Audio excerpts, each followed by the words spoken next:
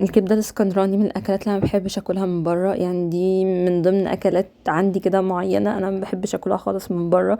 وكذا حد منهم متعودين ياكلوا في اسكندرية وكده، لما دقوها اللي هو لأ مفيش زي بتاعة البيت طبعا، نضيفة وطعمها حلو، والكبدة كده كبدة فعلا انت متأكد انك بتاكل كبدة.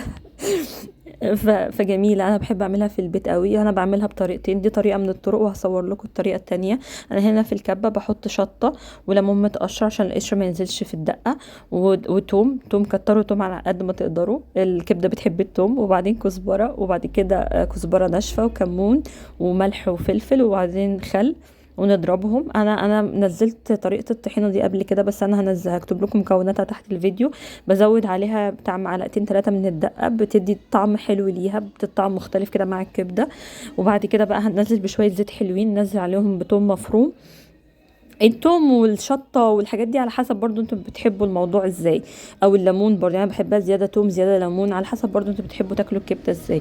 لما الزيت يسخن كده والتوم يطلع ريحته، ننزل بالكبدة على طول، بس يكون الزيت سخن قوي لحد ما يتغير لونها كده. ننزل بقى بالفلفل الحراق والفلفل الرومي، وبعد كده ننزل بقى بملح وفلفل اسود وكزبرة وكمون، وننزل بقى بالدقة اللي احنا عملناها بقى في الاول عليهم على نار عالية عادي. الكبدة ما بتاخدش وقت على النار، يعني حوالي 10 دقايق، لأنها بتاخد وقت، بتشد كده مبيبقاش طعمها حلو. حوالي 10 دقايق وبتكون خلاص جهزت.